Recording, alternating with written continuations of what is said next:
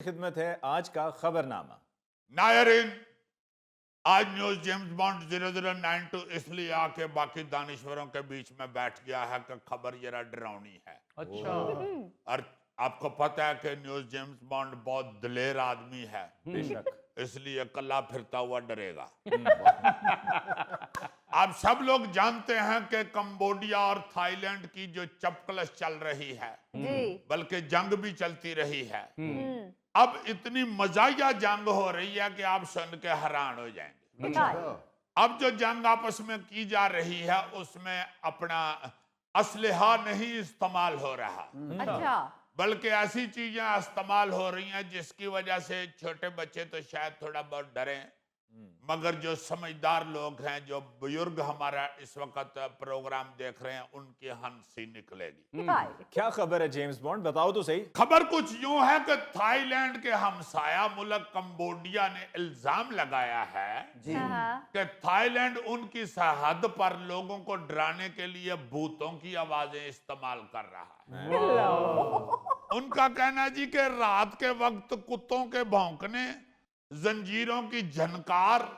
और भूतों की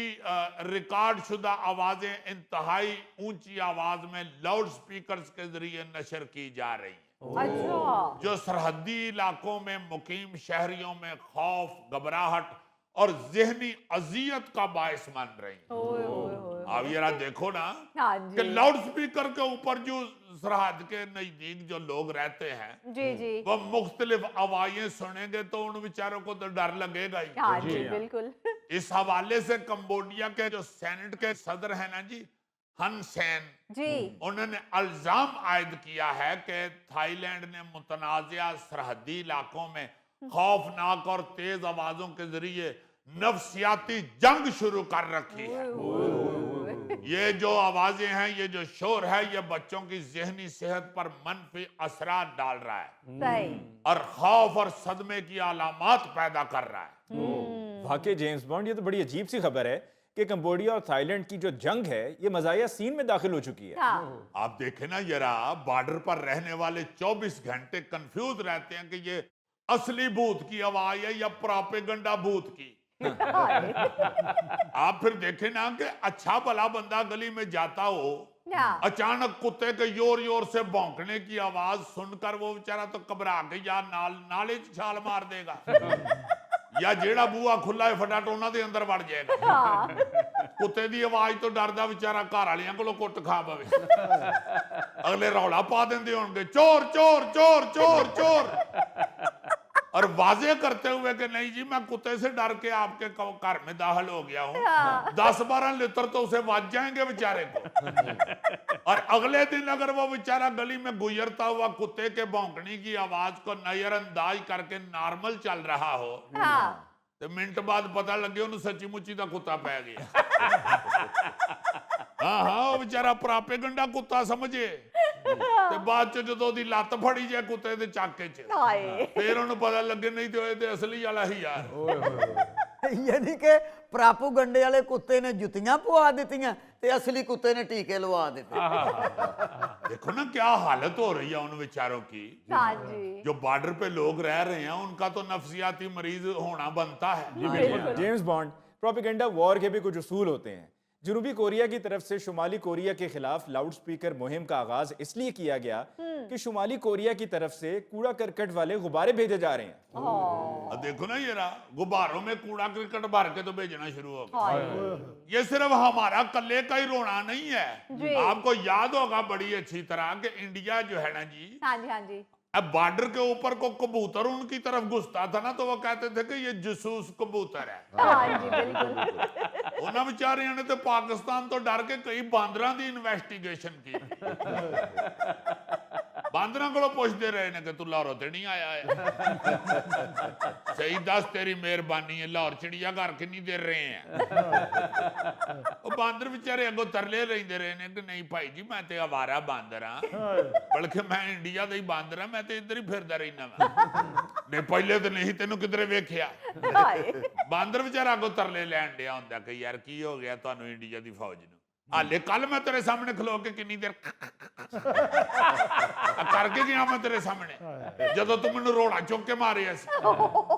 ਜੇ ਇੰਡੀਆ ਵਾਲਿਆਂ ਤੁਹਾਨੂੰ ਬਾਰਡਰ ਦੇ ਉੱਤੇ ਖਿਲਾਰ ਹੀ ਦਿੱਤਾ ਹੈ ਤੁਹਾਡੀ ਡਿਊਟੀ ਲਾ ਹੀ ਦਿੱਤੀ ਹੈ ਤੇ ਯਾਦ ਤਾਂ ਰੱਖਿਆ ਕਰੋ ਤੁਹਾਡਾ ਬਾਂਦਰ ਕਿਹੜਾ ਤੇ ਉਧਰ ਦਾ ਬਾਂਦਰ ਕਿਹੜਾ ਹੈ ਵਾਹ अच्छा ये जो अभी अली मुमताज साहब ने बताया है जनूबी करोड़िया और शुमाली करोड़िया ने जो आपस में जंग करोड़िया होता है कि क्या होता है चलो कोई नहीं चल जाता लोगों को समझ तो आ रही है आ ही रही है कोरिया यार कोरिया हाँ ये जो शुमाली कोरिया ने जनूबी कोरिया में कूड़े क्रिकेट और प्रोपेगेंडा पंफलेट से भरे हुए हजारों गुब्बारे भेजे थे जो जनूबी कोरिया के 60 किलोमीटर दूर दारुल हुकूमत सियोल तक भी पहुंच गए थे अच्छा वो गुब्बारे जहां पड़ते थे वहां गंदगी फैल जाती हाय हाय हाय जो कि वो कूड़े क्रिकेट से और गंद से भरे भरे होते हुए थे हाँ जी इस प्रोपेगेंडे के जवाब में जनूबी कोरिया ने फौजी कार्रवाई की धमकी भी दे दी थी इतना वो अक गए थे जिसके बाद फिर शुमाली कोरिया ने गुब्बारे भेजने बंद किए या शायद भाई गुब्बारे वाला टुर गया यार भाई गुब्बारे वाले को लै गई ਉਹਦੇ ਚ गंद भर दिया हाँ बड़ी बड़ी अजीबो गरीब टेंशनें क्रिएट हुई रही हैं दुश्मन ममालिक में अच्छा जी मुझे याद है कि 1970 की दहाई में जब चीन और ताइवान के दरमियान जंग हुई थी हाँ जी तो ताइवान के जजीरे के मोए पर ताइवान की तरफ से हाँ चीन के खिलाफ ऐसी ही एक मुहिम चलाई गई थी जी ताइवान ने साहिल समुद्र पर एक 10 मीटर ऊंची दीवार बनाई थी अच्छा जिसमें बड़े बड़े बड़े पावरफुल लाउड स्पीकर नस्ब किए गए थे ओ और उनका रुख चीनी इलाके की तरफ था हाय और लाउड स्पीकर्स वाली इस दीवार का नाम था बाकायदा बेशन रेले वाल अच्छा ये दीवार सीमेंट और सरिये से तामीर की गई थी और इसमें 48 ताकतवर इंतहाई तगड़े स्पीकर नस्ब किए गए जिनकी आवाज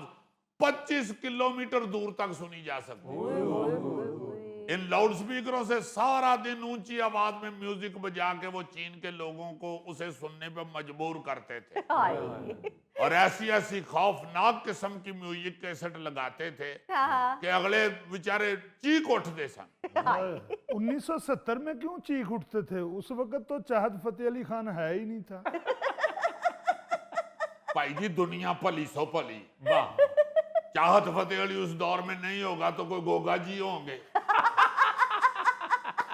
अच्छा आप ये सुन के हैरान होंगे कि वो जो थे ना जी स्पीकर लगाए हुए हाँ जी उनसे ताइवानी गानों या तकारीर वगैरह से चीनी फौजियों को बगावत पर उकसाया जाता था बहुत अच्छी चीन को गालियां दी जाती थी और गलत खबरें भी सुनाई जाती थी ओ देखो ना जरा कुछ महीनों के स्यापे के बाद चीन ने अपने इलाके में भी एक वैसी ही दीवार बनाकर लाउड स्पीकर लगा दिए अच्छा और दोनों मुल्कों में ये मुकाबला शुरू हो गया उधरों लगे ने उधरों लगे ने वाह जिस तरह मेला लगा होवे ते दो मैदान लगे होण ते नहीं आपस च कहंदे इधर आ जाओ उधर न जाना इधर आ जाओ वो ऐसे ही लगता था कि जैसे बॉर्डर पे सर्कस लगी सुना तो नहीं थैले भाई वो अजीजी बता रहे हैं कि वो उस डेक की आवाज जो है वो 25 किलोमीटर दूर जाती थी